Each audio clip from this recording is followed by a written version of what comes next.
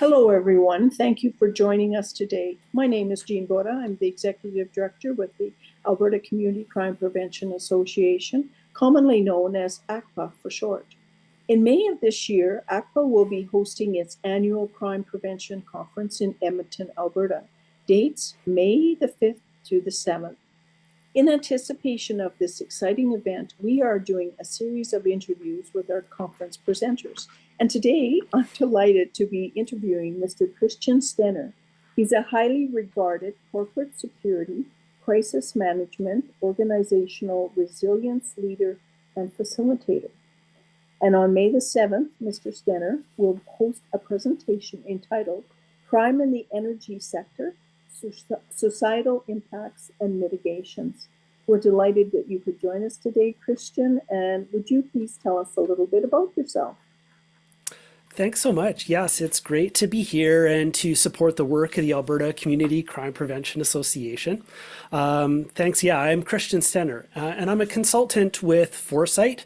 That's a company that helps organizations to manage activist risks and maintain their social license to operate.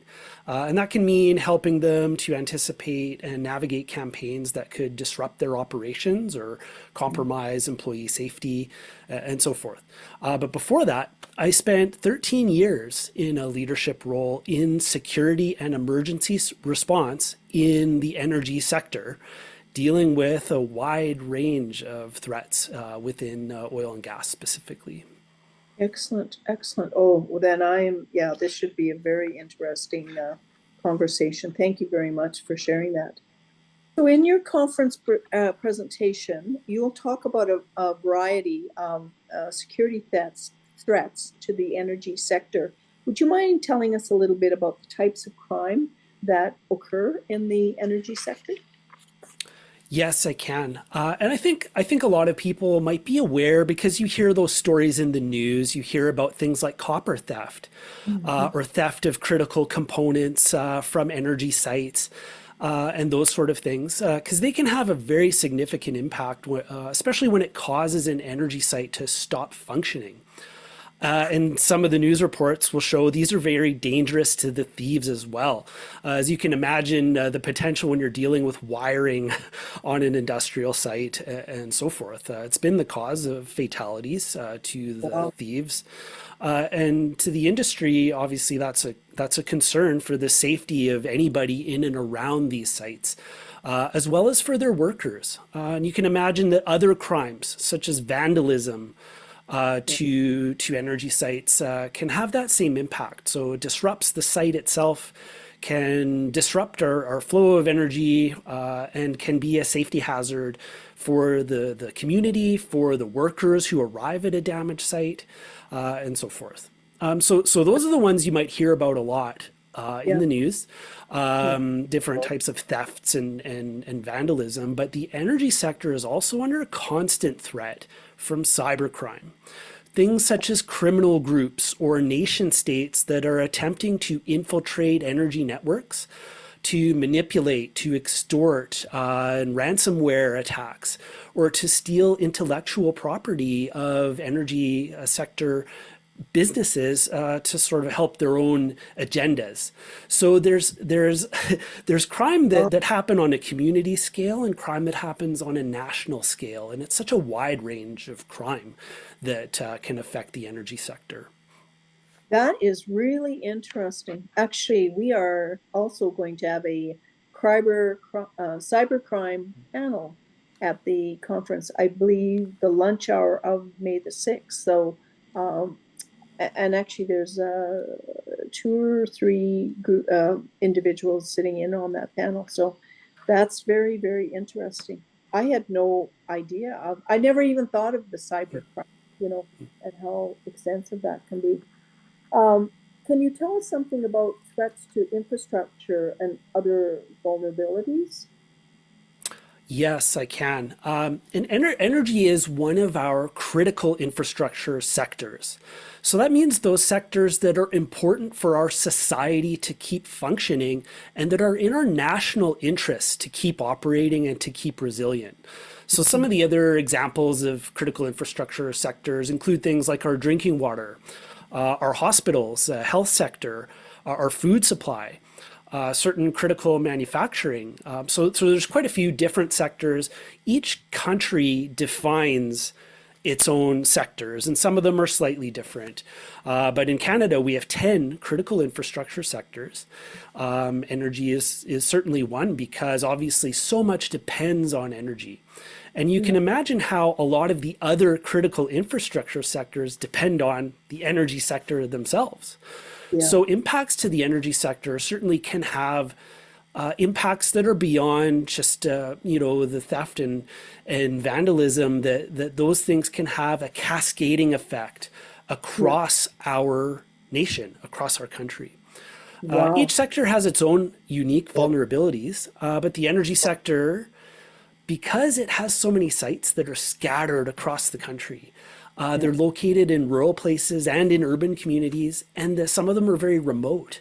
So you Yeah. can imagine how that makes them vulnerable. It makes them hard to protect Yeah. because they're out of sight, perhaps not observable or under natural surveillance by people around. And so yeah, it could be easy to commit crime at some of these places and have it go unnoticed. Wow. I never ever even thought about all those other sectors. Like you say, food supply, water, that kind of stuff. Interesting. That's very interesting.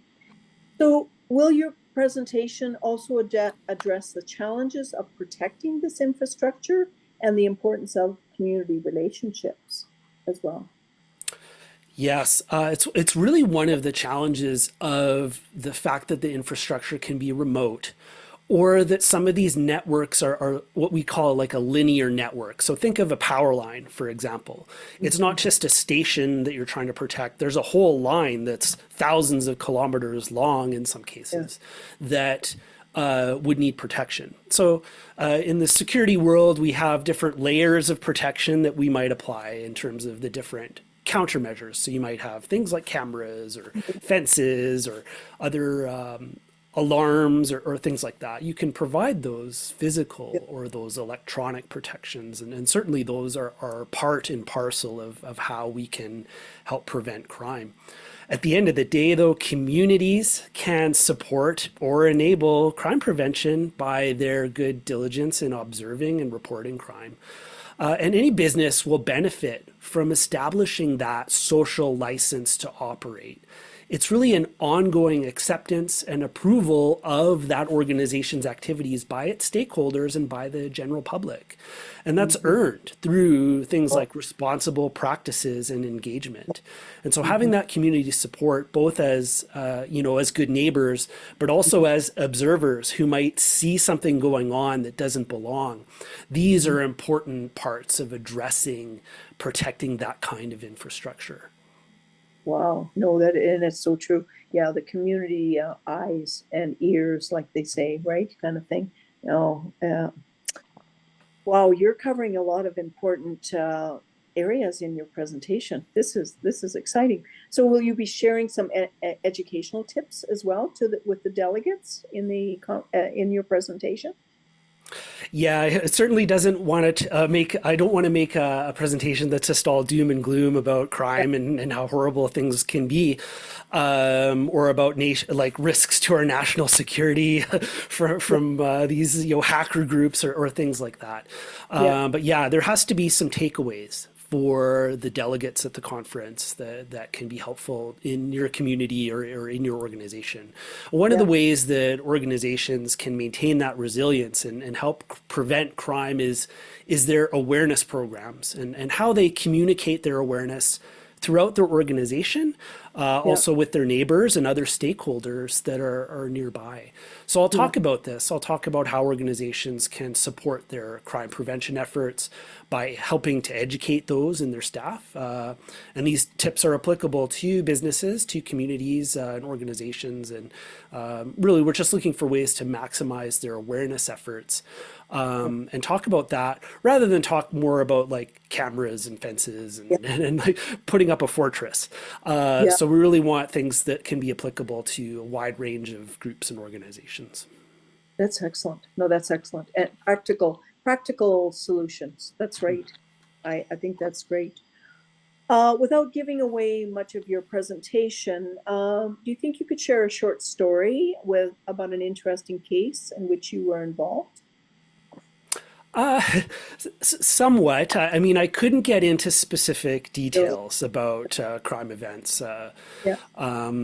Certainly, you could do a search on Google and see some of the ones that have impacted the sector. There's definitely been some very impactful thefts with large amounts of copper wire that have been stolen that, Right. we're talking in the $1 million range of how much the value is as far as both the removal of this copper, and what they're doing is they're taking it away and they're stripping the insulation or burning the insulation away, and then they're selling it for the value of the metal. But it's not just that, like the value of the theft, it has to include the damage to the site. What does it Mm-hmm. cost to actually repair that, and what is the other damage? And so the idea that these can range in the millions of dollars is certainly not, it's not outside the realm of possibility, and that has happened. Yeah. So yeah, there's that type of impact, or the vandalism, Yeah. damage to a site that could potentially cause a release of gas Oh, or oil, or so we're talking about environmental impacts, yeah. as well as safety hazards to the workers and to the local community that Yeah. surrounds that place.